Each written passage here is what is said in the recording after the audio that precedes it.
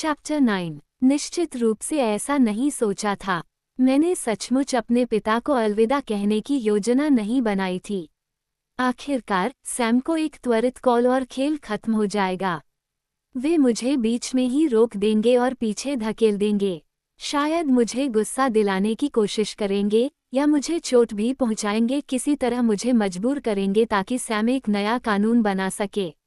लेकिन बिली मेरा इंतजार कर रहा था। उसे पता था कि मैं किसी तरह की स्थिति में हूँगा। वह यार्ड में था, अपनी व्हीलचेयर पर बैठा हुआ था और उसकी नज़र ठीक उसी जगह पर थी जहाँ से मैं पेड़ों के बीच से आया था। मैंने देखा कि वह मेरी दिशा का अंदाज़ा लगा रहा था, सीधे घर से होते हुए मेरे घर के बने गराज की ओर बढ़ रहा था। क्या तुम्हारे पास 1 मिनट है, जैक? मैं फिसलकर रुक गया। मैंने उसकी तरफ देखा और फिर गैराज की तरफ देखा। चलो बच्चे, कम से कम अंदर तो मेरी मदद करो। मैंने दांत पीस लिए, लेकिन सोचा कि अगर मैं कुछ मिनटों तक सैम से झूठ नहीं बोलूंगी तो वह मेरे लिए परेशानी खड़ी कर देगा। बूढ़े आदमी, तुम्हें कब से मदद की जरूरत है? वह जोर से हंसा। मेरे हाथ थक गए हैं। मैं सूखे घर से यहाँ तक खुद को धकेल कर आया हूँ। ये ढलान है। आपने पूरा रास्ता आसानी से तय किया है। मैंने उसकी कुर्सी को उस छोटे से रैंप पर चढ़ा दिया जो मैंने उसके लिए बनाया था और उसे लिविंग रूम में ले आया। मुझे पकड़ लिया। लगता है मैं 30 मील प्रति घंटे की रफ्तार तक पहुंच गया था। ये बहुत बढ़िया था। तुम उस कुर्सी को तोड़ दोगे, तुम्हें पता है, और फिर तुम अपनी कोहनी से खुद को घसीटते रहोगे। कोई मौका नहीं। मुझे उठाकर ले जाना तुम्हारा काम होगा। आप ज्यादा जगहों पर नहीं जाएंगे। बिली ने अपने हाथ पहियों पर रखे और खुद को फ्रिज की ओर मोड़ा। क्या कोई खाना बचा है? तुम समझ गए। पॉल पूरे दिन यहीं था, इसलिए शायद नहीं। बिली ने आह भरी। अगर हमें भूखमरी से बचना है तो हमें किराने का सामान छिपाना शुरू करना होगा।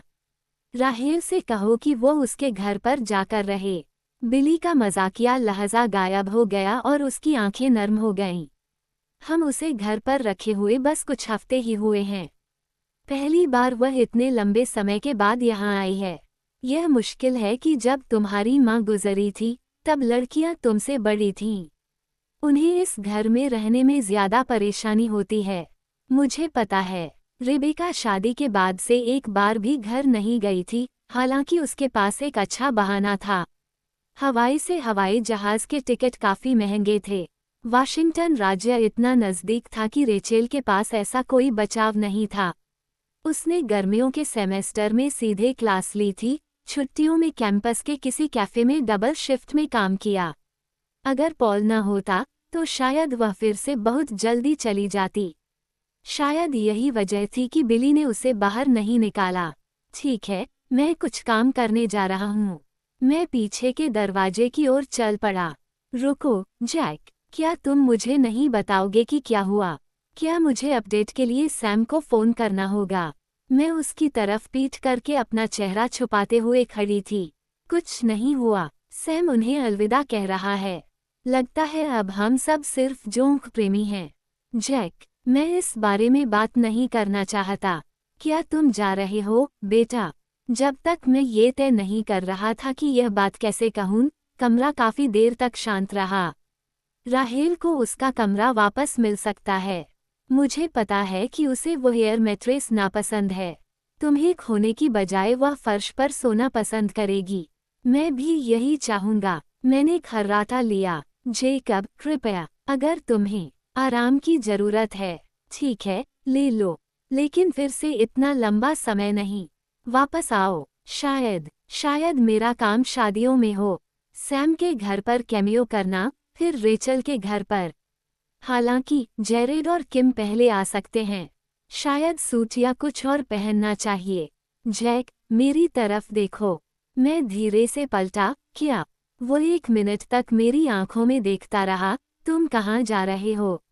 मेरे मन में वास्तव में कोई विशिष्ट स्थान नहीं है। उसने अपना सिर एक तरफ झुका लिया और उसकी आंखें सिकुड़ गईं। क्या तुम्हें नहीं लगता हम एक दूसरे को घूरते रहे? सेकंड बीतते गए। जेकब, उसने कहा। उसकी आवाज में तनाव था। जेकब, ऐसा मत करो। यह इसके लायक नहीं है। मैं नहीं जानता कि आप किस बारे में बात कर रहे हैं। बेला और कुलिन को छोड़ दो। सैम सही है। मैं एक पल के लिए उसे घूरता रहा और फिर मैं 2 लंबे कदमों से कमरे को पार कर गया। मैंने फ़ोन पकड़ा और मैंने केबल को बॉक्स और जैक से अलग कर दिया। मैंने ग्रे कॉर्ड को अपनी हथेली में लपेट लिया। पापा अलविदा। जैक रुको, उसने मुझे पुकारा, लेकिन मैं दरवाजे से बाहर भाग रहा था।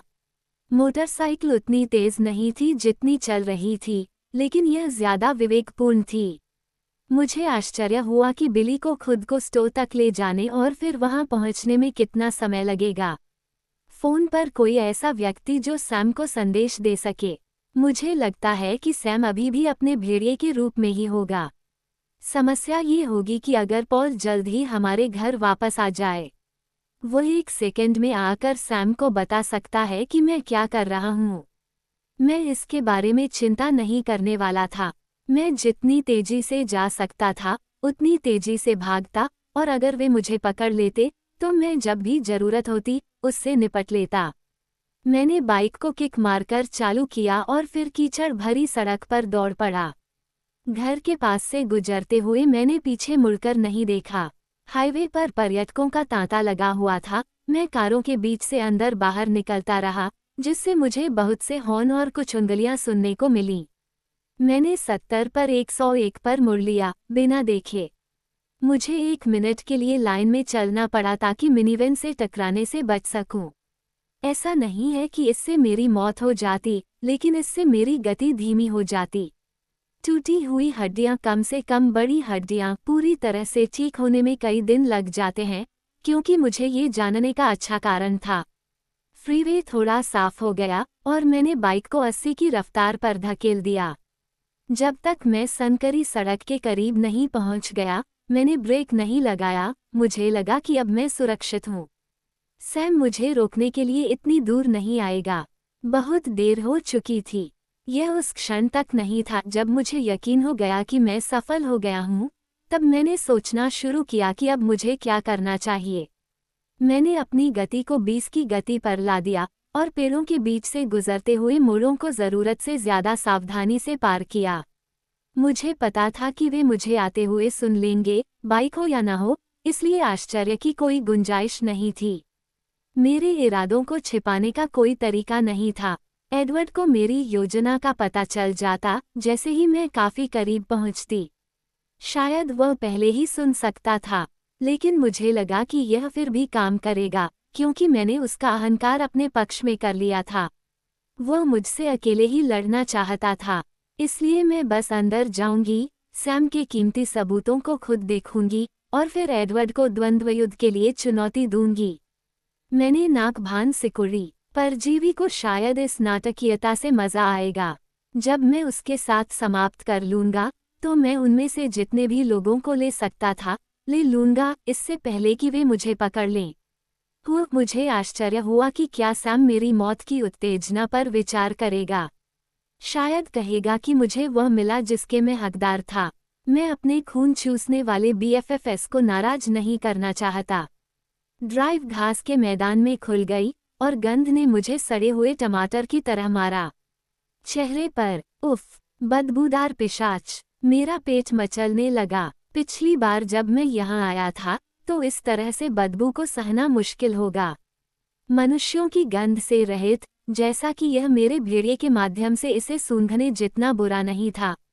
मुझे यकीन नहीं था कि क्या उम्मीद करनी चाहिए, लेकिन बड़े सफ़ेद तहखाने के आसपास जीवन का कोई संकेत नहीं था। बेशक वे जानते थे कि मैं यहाँ था। मैंने इंजन बंद कर दिया और शांति की ओर ध्यान दिया। अब मैं चौड़े डबल दरवाज़ों के दूसरी ओर से तनावपूर्ण, गुस्से से भरी बड़बड़ाहट सुन सकता था।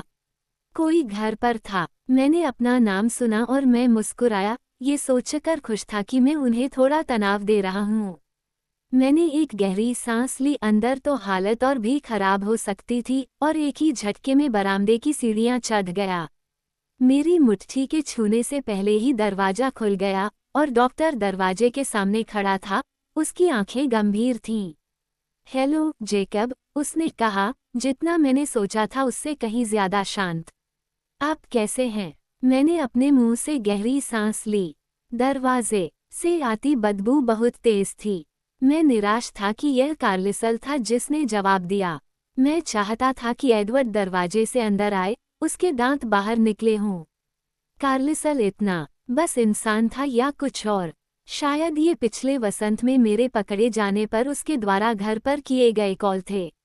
लेकिन उसके चेहरे को देखकर मुझे असहज महसूस हुआ और मुझे पता चला कि अगर मैं कर सकता तो उसे मारने की योजना बना रहा था। मैंने सुना है कि बेला जीवित वापस आ गई है। मैंने कहा, जेकब, ये वास्तव में सबसे अच्छा समय नहीं है। डॉक्टर भी असहज लग रहे थे, लेकिन उस तरह से नहीं जैसा मैंने उम्मीद की थी। क्या हम इसे बाद में कर सकते हैं? मैं अचंभित होकर उसे देखता रहा। क्या वह मौत के मैच को किसी और सुविधाजनक समय के लिए टालने के लिए कह रहा था? और तभी मैंने बेला की आवाज़ सुनी, फटी हुई और कर्कश, और मैं किसी और चीज़ के बारे में सोच नहीं सका। क्यों नहीं? उसने किसी से पूछा। क्या हम जेकब से भी रहस्य छिपा रहे हैं? इसका क्या मतलब है? उसकी आवाज़ वैसी नहीं थी जैसी मैं उम्मीद कर रहा था। मैंने उन युवा पिशाचों की आवाज़ें याद करने की कोशिश की जिनसे हमने वसंत में लड़ाई की थी, लेकिन मैंने सिर्फ गुर्राहट ही सुनी। शायद उन नवजात शिशुओं में भी पुराने बच्चों जैसी तीखी, बजने वाली आवाज़ नहीं थी। शायद सभी नए पिशाच कर्कश आवाज़ में बोलते थे। कृपया अंदर आ जाओ, जेकब, बेला ने और जोर से कहा। कार्लिसले की आंखें कड़ी हो गईं। मुझे आश्चर्य हुआ कि क्या बेला को प्यास लगी होगी। मेरी आंखें भी सिकुड़ गईं। माफ़ करें, मैंने डॉक्टर से कहा और उसके चारों ओर कदम बढ़ाए। ये कठिन था, उनमें से किसी एक की ओर पीठ करना मेरी सभी प्रवृत्तियों के विरुद्ध था। हालांकि असंभव नहीं। अगर कोई सुरक्षित पिशाच जैसी चीज़ थी, तो वह अजीब तरह से सौम्य नेता था।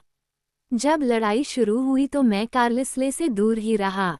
वहाँ इतने लोग थे कि उसे शामिल किए बिना भी उन्हें मारना संभव नहीं था।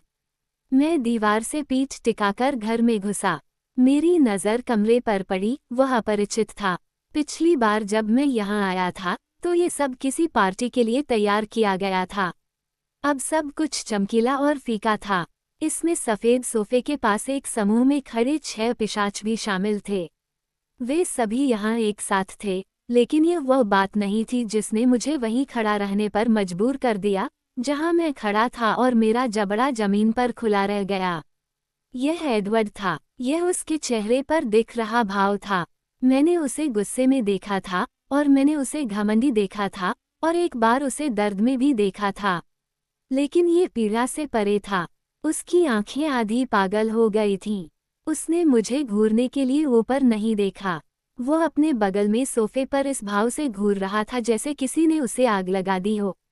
उसके हाथ उसकी कमर पर कठोर पंजे की तरह थे। मैं उसकी पीड़ा का आनंद भी नहीं ले पा रहा था।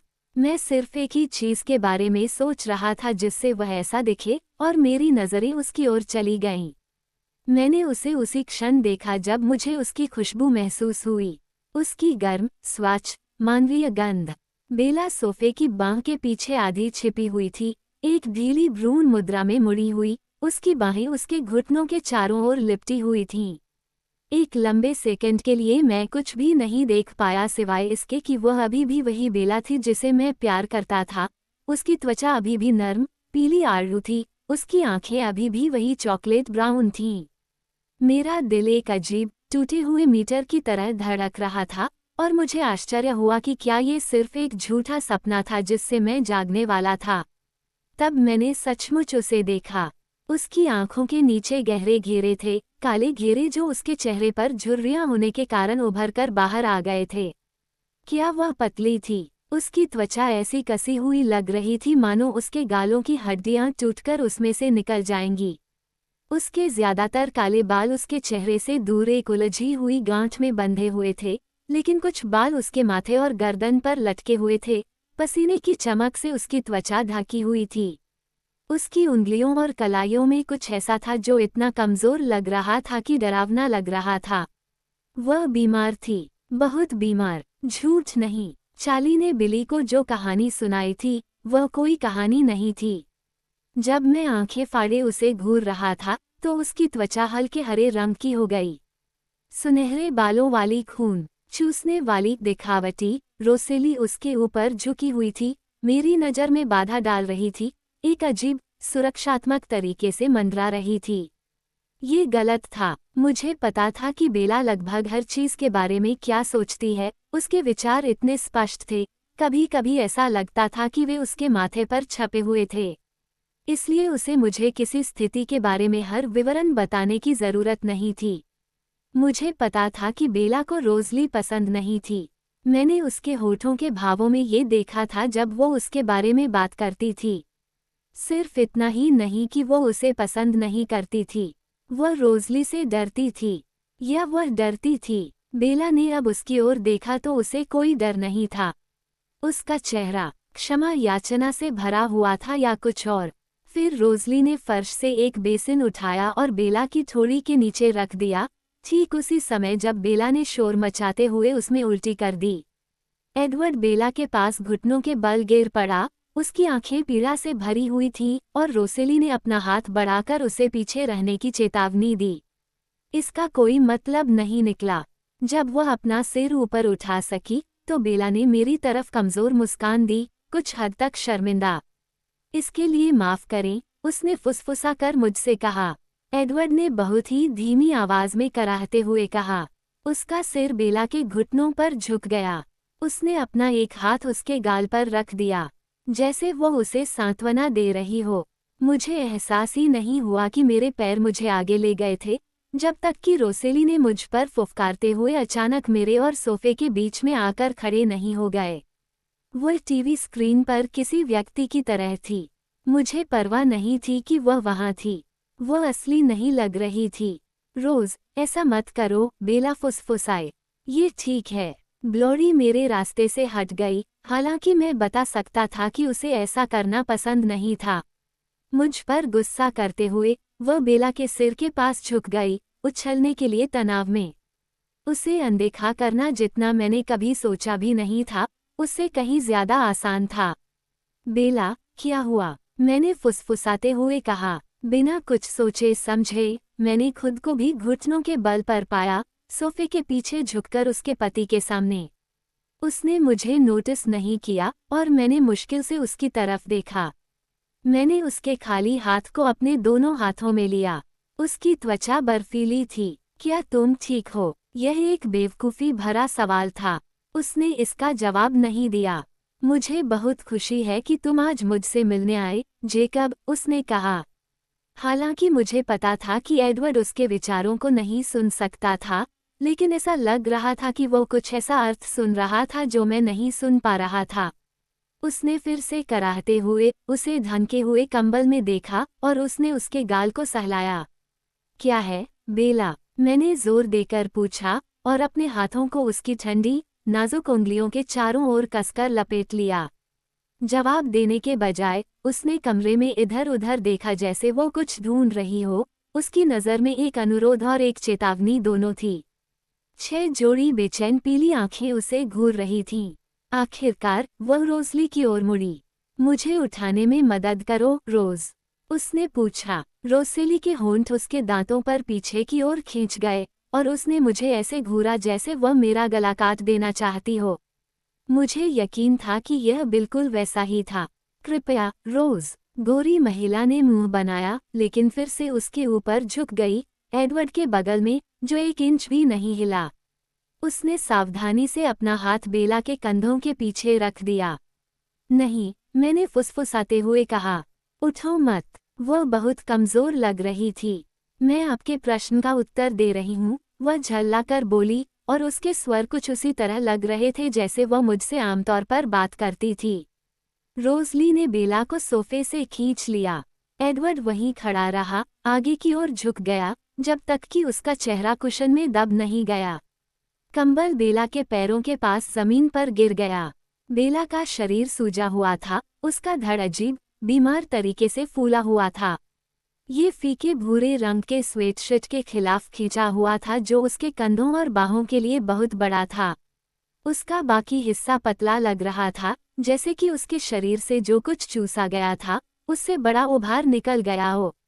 मुझे ये समझने में 1 सेकंड लगा कि विकृत हिस्सा क्या था, मुझे तब तक समझ में नहीं आया जब तक कि उसने अपने हाथों को कोमलता से अपने फूले हुए पेट के चारों ओर मोड़ा, एक ऊपर और एक नीचे, जैसे कि वह उसे गोद में लिए हुए थी। मैंने तब देखा था, लेकिन मुझे अभी भी यकीन नहीं हो रहा था। मैंने उसे सिर्फ 1 महीने पहले ही देखा था। ऐसा कोई तरीका नहीं था जिससे वह गर्भवती हो। इतनी गर्भवती तो नहीं, सिवाय इसके कि वह थी। मैं ये देखना नहीं चाहता था, इस बारे में सोचना नहीं चाहता था। मैं उसके अंदर उसकी कल्पना नहीं करना चाहता था। मैं ये जानना नहीं चाहता था कि जिस चीज़ से मैं इतनी नफरत करता था, उसने उस शरीर में जड़ें जमा ली हैं जिससे मैं प्यार करता था। मेरा पेट उखड़ गया और मुझे उल्टी निगलनी पड़ी। लेकिन ये उससे भी बदतर था, बहुत ज्यादा बदतर। उसका विकृत शरीर, चेहरे की त्वचा पर चुभती हड्डियां। मैं सिर्फ अंदाजा लगा सकता था कि वह ऐसी दिखती होगी, इतनी गर्भवती, इतनी बीमार, क्योंकि उसके अंदर जो कुछ भी था वह अपने लिए भोजन बनाने के लिए उसकी जान ले रहा था। क्योंकि वह एक राक्षस था, बिल्कुल अपने पिता की तरह। मुझे हमेशा से पता था कि वो उसे मार डालेगा। मेरे अंदर के शब्दों को सुनते ही उसका सिर अचानक ऊपर उठा। 1 सेकंड में हम दोनों घुटनों के बल पर थे, और फिर वो अपने पैरों पर खड़ा था, मेरे ऊपर ऊंचा। उसकी आंखें सपाट काली थीं, उनके नीचे के घेरे गहरे बैंगनी थे। बाहर, जेकब, वह गुर्राया। मैं भी अपने पैरों पर खड़ा था। अब मैं उसे नीचे देख रहा था। यही कारण था कि मैं यहाँ था। चलो ऐसा करते हैं, मैंने सहमति जताई। बड़ा वाला, एम्मेट, एडवर्ड के दूसरी तरफ आगे बढ़ा, उसके ठीक पीछे भूखा दिखने वाला, जेस्पर था। मुझे वास्तव में परवाह नहीं थी। हो सकता है कि जब वे मुझे खत्म कर दे तो मेरा पैक बचे हुए टुकड़ों को साफ कर दे। शायद नहीं, इससे कोई फर्क नहीं पड़ता। एक पल के लिए मेरी नज़र पीछे खड़ी 2 लड़कियों पर पड़ी। एस्मे, एलिस, छोटी और ध्यान भटकाने वाली स्त्री। खैर, मुझे यकीन था कि बाकी लोग मुझे मार देंगे, इससे पहले कि मैं उनके बारे में कुछ करूं। मैं लड़कियों को मारना नहीं चाहता था, यहाँ तक कि पिशाच लड़कियों को भी। हालांकि मैं उस गोरी लड़की के लिए अपवाद बना सकता हूँ। नहीं, बेला ने हौंफते हुए कहा, और वह संतुलन खोकर आगे की ओर लड़खड़ा गई और एडवर्ड की बाँह पकड़ ली। रोज़ली उसके साथ आगे बढ़ी, जैसे कोई जंजीर हो जो उन्हें एक दूसरे से बांधे हुए हो। मुझे बस उससे बात करनी है, बेला, एडवर्ड ने धीमी आवाज में कहा, सिर्फ उससे बात करते हुए। उसने उसके चेहरे को छूने, उसे सहलाने के लिए हाथ बढ़ाया। इससे कमरा लाल हो गया। मुझे आग लग गई कि उसके साथ इतना कुछ करने के बाद भी उसे अभी भी उसे इस तरह छूने की इजाजत थी। खुद को तनाव में मत डालो, वो विनती करते हुए आगे बढ़ा। कृपया आराम करो, हम दोनों बस कुछ ही मिनटों में वापस आ जाएंगे। वो उसके चेहरे को ध्यान से पढ़ती हुई घूरती रही। फिर उसने सिर हिलाया और सोफे की ओर झुक गई। रोज़ली ने उसे कुशन पर पीठ टिकाने में मदद की। बेला ने मेरी ओर देखा, मेरी आंखों को थामने की कोशिश की। अच्छा व्यवहार करो, उसने जोर देकर कहा, और फिर वापस आओ। मैंने कोई जवाब नहीं दिया। मैं आज कोई वादा नहीं कर रहा था। मैंने नज़रें फेर ली और फिर एडवर्ड के पीछे पीछे सामने के दरवाजे से बाहर निकल गया। मेरे दिमाग में एक अनियमित, असंगत आवाज ने कहा कि उसे समूह से अलग करना इतना भी मुश्किल नहीं था, है न? वह चलता रहा, कभी यह नहीं देखा कि मैं उसकी असुरक्षित पीठ पर कूदने वाला हूं या नहीं। मुझे लगा कि उसे जांचने की जरूरत नहीं है। उसे पता चल जाएगा कि मैंने कब हमला करने का फैसला किया है। इसका मतलब था कि मुझे बहुत जल्दी यह फैसला लेना होगा। मैं अभी भी तुम्हें मुझे मारने के लिए तैयार नहीं हूँ, जेकब ब्लैक, उसने फुसफुसाते हुए कहा और वह तेजी से घर से दूर चला गया। तुम्हें थोड़ा धैर्य रखना होगा, जैसे मुझे उसके शेड्यूल की परवाह थी। मैंने दबी हुई आवाज में कहा, धैर्य रखना मेरी विशेषता नहीं है। वह घर से कुछ 100 गज दूर ड्राइव पर चलता रहा, मैं उसके पीछे पीछे चल रही थी। मैं पूरी तरह से गर्म हो चुकी थी, मेरी उंगलियां कांप रही थीं। किनारे पर, तैयार और इंतजार कर रही थी। वह बिना किसी चेतावनी के रुका और मेरी ओर मुड़ा। उसके हाव भाव ने मुझे फिर से स्तब्ध कर दिया। एक पल के लिए मैं बस एक बच्चा था, एक बच्चा जो अपनी पूरी जिंदगी इसी छोटे से शहर में रहा था। बस एक बच्चा, क्योंकि मुझे पता था कि एडवर्ड की आंखों में जलती हुई पीड़ा को समझने के लिए मुझे अभी और जीना होगा, बहुत कुछ सहना होगा। उसने अपना हाथ ऊपर उठाया जैसे कि अपने माथे से पसीना पोंछना चाहता हो, लेकिन उसकी उंगलियां उसके चेहरे पर इस तरह रगड़ रही थीं जैसे कि वे उसकी ग्रेनाइट जैसी त्वचा को चीर कर अलग कर देंगी। उसकी काली आंखें अपनी कोठरियों में जल रही थीं, ध्यान भटक रहा था या ऐसी चीजें देख रही थीं जो वहां थी ही नहीं। उसका मुंह इस तरह खुला जैसे कि वह चीखने वाला हो, लेकिन कुछ भी नहीं निकला। ऐसा ही चेहरा किसी आदमी का होगा यदि उसे सूली पर जलाया जा रहा हो। एक पल के लिए मैं बोल नहीं पाया। ये बहुत वास्तविक था, ये चेहरा जिसकी छाया मैंने घर में देखी थी, उसकी आंखों में और उसकी आंखों में देखा था, लेकिन इसने इसे अंतिम बना दिया। उसके ताबूत में आखिरी कील। यह उसे मार रहा है न? वह मर रही है। और जब मैंने ये कहा तो मुझे पता था कि मेरा चेहरा उसके चेहरे की तरह ही फीका पड़ गया था।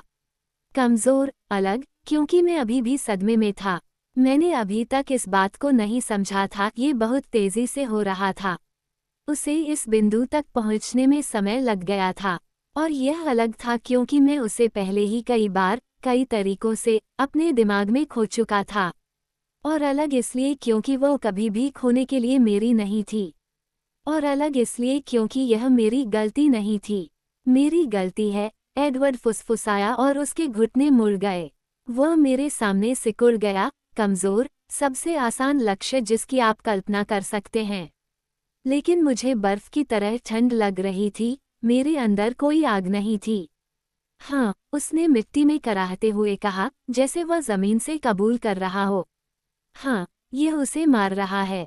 उसकी टूटी हुई लाचारी मुझे परेशान कर रही थी। मैं लड़ाई चाहता था, फांसी नहीं। अब उसकी आत्मसंतुष्ट श्रेष्ठता कहाँ थी? तो कार्लिसले ने कुछ क्यों नहीं किया? मैंने गुर्राते हुए कहा, वह एक डॉक्टर है न? उससे यह बात निकालो। फिर उसने ऊपर देखा और थकी हुई आवाज में मुझे जवाब दिया, जैसे वह किसी किंडरगार्टनर को 10वीं बार यह बात समझा रहा हो। वो हमें नहीं जाने देगी। शब्दों को समझने में 1 मिनट लगा। जीज, वो अपने तरीके से दौड़ रही थी। बेशक, राक्षस के लिए मरो। ये बेला थी। तुम उसे अच्छी तरह से जानते हो, उसने फुसफुसाते हुए कहा। तुम कितनी जल्दी समझ जाते हो। मैं नहीं समझ पाया। समय रहते नहीं। वो घर लौटते समय मुझसे बात नहीं करेगी, वास्तव में नहीं। मुझे लगा कि वह डरी हुई है, ये स्वाभाविक होगा। मुझे लगा कि वह मुझसे नाराज है कि मैंने उसे इस स्थिति में डाला, उसकी जान को खतरे में डाला। फिर से, मैंने कभी नहीं सोचा कि वह वास्तव में क्या सोच रही थी, वह क्या हल कर रही थी। तब तक नहीं जब तक मेरा परिवार हमें हवाई अड्डे पर नहीं मिला और वह सीधे रोज़ली की बाहों में चली गई। रोज़ली की, और फिर मैंने सुना कि रोज़ली क्या सोच रही थी। जब तक मैंने यह नहीं सुना, मुझे समझ नहीं आया। फिर भी तुम 1 सेकंड के बाद समझ गए। उसने आधी आह भरी, आधी कराह उठी। बस 1 सेकंड पीछे हटो। वह तुम्हें जाने नहीं देगी। व्यंग्य मेरी जीभ पर तेजाब की तरह था। क्या तुमने कभी गौर किया कि वो बिल्कुल एक सामान्य 110 पाउंड की मानव लड़की जितनी ही मजबूत है? तुम कितने मूर्ख हो। उसे पकड़ो और ड्रग्स से बेहोश कर दो। मैं चाहता था, उसने फुसफुसाते हुए कहा। कार्लिसले ने, क्या वे बहुत महान थे? नहीं, नेक नहीं। उसके अंगरक्षक ने मामले को जटिल बना दिया। ओह, उसकी कहानी पहले ज्यादा समझ में नहीं आती थी, लेकिन अब यह एक साथ फिट बैठती है। तो यही तो ब्लोंडी की मंशा थी। लेकिन इसमें उसका क्या फायदा था? क्या ब्यूटी क्वीन बेला को मरते हुए देखना चाहती थी? शायद, उन्होंने कहा। रोज़ली इस बात को उस नज़रिए से नहीं देखती। तो पहले गोरी को बाहर निकालो। तुम्हारी तरह के लोग फिर से एक साथ आ सकते हैं, है न? उसे एक पहेली में बदल दो और बेला का ख्याल रखो। एमिट और एस्मे उसका समर्थन कर रहे हैं। एमिट हमें कभी नहीं जाने देगा। और कार्लिसले एस्मे के मामले में मेरी मदद नहीं करेगा। इसके खिलाफ। वह चुप हो गया, उसकी आवाज गायब हो गई। तुम्हें बेला को मेरे पास छोड़ देना चाहिए था। हाँ, हालांकि उसके लिए थोड़ी देर हो चुकी थी। शायद उसे इस सब के बारे में सोचना चाहिए था इससे पहले कि वो उसे जीवन चूसने वाले राक्षस के साथ गर्भवती कर दे। वह अपने निजी नरक के अंदर से मेरी ओर देख रहा था और मैं देख सकता था कि वह मुझसे सहमत था। हमें नहीं पता था, उसने कहा, शब्द एक सांस की तरह शांत थे। मैंने कभी सपने में भी नहीं सोचा था। बेला और मेरे जैसा पहले कभी कोई नहीं था।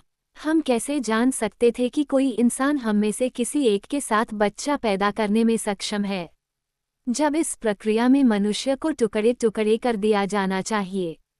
हाँ, उसने तनावपूर्ण फुसफुसाहट में सहमति जताई। वे वहाँ हैं, परपीड़क लोग, इनक्यूबस, सक्कुबस। वे मौजूद हैं, लेकिन प्रलोभन केवल दावत की प्रस्तावना है। कोई भी जीवित नहीं बचता। उसने अपना सिर हिलाया जैसे कि यह विचार उसे विद्रोह कर रहा हो, जैसे कि वह कोई अलग था। मुझे नहीं पता था कि आपके लिए कोई विशेष नाम भी है, मैंने थूका। वह मुझे ऐसे चेहरे से देख रहा था जैसे वह हजारों साल पुराना हो। यहाँ तक कि तुम भी मुझसे उतनी नफरत नहीं कर सकते जितनी मैं खुद से करता हूँ। मैंने सोचा, ये गलत है। मैं इतना क्रोधित था कि बोल नहीं सका। अब मुझे मार देने से वह नहीं बचेगी, उसने धीरे से कहा। तो क्या करता है जेकब, तुम्हें मेरे लिए कुछ करना होगा। मैं ये सब करता हूँ, परजीवी। वो मुझे उन आधी थकी हुई, आधी पागल आंखों से घूरता रहा। उसके लिए मैंने अपने दांत भींच लिए। मैंने उसे तुमसे दूर रखने के लिए हर संभव कोशिश की, हर एक चीज। अब बहुत देर हो चुकी है, माफी मांगना बहुत मुश्किल है। तुम उसे जानते हो जेकब, तुम उससे एक ऐसे स्तर पर जुड़ते हो जिसे मैं समझ भी नहीं पाता। तुम उसका हिस्सा हो और वह तुम्हारा हिस्सा है। वह मेरी बात नहीं सुनेगी क्योंकि उसे लगता है कि मैं उसे कम आंक रहा हूँ। उसे लगता है कि वह इसके लिए काफी मजबूत है। उसका गला भर आया और फिर उसने निगल लिया। हो सकता है कि वह तुम्हारी बात सुन ले। वह ऐसा क्यों करेगी? वह लड़खड़ाता हुआ अपने पैरों पर खड़ा हो गया। उसकी आंखें पहले से ज्यादा चमकीली और ज्यादा जंगली हो गईं। मुझे आश्चर्य हुआ कि क्या वह वाकई पागल हो रहा था। क्या पिशाच अपना दिमाग खो सकते हैं? शायद, उसने मेरे विचार का उत्तर दिया। मुझे नहीं पता, ऐसा लगता है। उसने अपना सिर हिलाया। मुझे उसके सामने यह बात छिपाने की कोशिश करनी होगी क्योंकि तनाव उसे और बीमार कर देता है। वो किसी भी बात को दबा नहीं सकती। मुझे शांत रहना होगा, मैं इसे और कठिन नहीं बना सकता। लेकिन अब यह मायने नहीं रखता। उसे आपकी बात माननी होगी। मैं उसे कुछ भी नहीं बता सकता जो तुमने नहीं बताया है। तुम मुझसे क्या करवाना चाहते हो? उसे बताओ कि वह मूर्ख है। शायद वह ये पहले से ही जानती है। उसे बताओ कि वह मरने वाली है। मुझे यकीन है कि वह भी यह जानती है। आप उसे वह दे सकते हैं जो वह चाहती है। उसकी बात कुछ समझ में नहीं आ रही थी। क्या ये पागलपन है? मुझे उसे जिंदा रखने के अलावा किसी और चीज की परवाह नहीं है, उसने अचानक ध्यान केंद्रित करते हुए कहा। अगर वह बच्चा चाहती है, तो वह उसे पा सकती है। वह आधा दर्जन बच्चे पैदा कर सकती है। वह जो चाहे कर सकती है। वह एक पल के लिए रुका। अगर ऐसा करना जरूरी है, तो वह पिल्ले पैदा कर सकती है। उसने एक पल के लिए मेरी नज़रों का सामना किया और उसका चेहरा नियंत्रण की पतली परत के नीचे उन्मत्त हो गया। जैसे ही मैंने उसके शब्दों को समझा, मेरी कठोर भौहें उखड़ गईं और मुझे लगा कि मेरा मुंह सदमे से खुला रह गया है। लेकिन इस तरह नहीं। इससे पहले कि मैं संभल पाता, उसने फुसफुसाया। ये चीज़ नहीं जो उसकी जिंदगी चूस रही है जबकि मैं वहाँ असहाय खड़ा हूँ। उसे बीमार और कमज़ोर होते हुए देख रहा हूँ। उसे दर्द होता देख रहा हूँ। उसने तेजी से सांस खींची जैसे किसी ने उसके पेट में घूंसा मारा हो। तुम्हें उसे तर्क समझाना होगा जेकब। वह नहीं सुनेगी। अब मेरे लिए 10 भी नहीं है।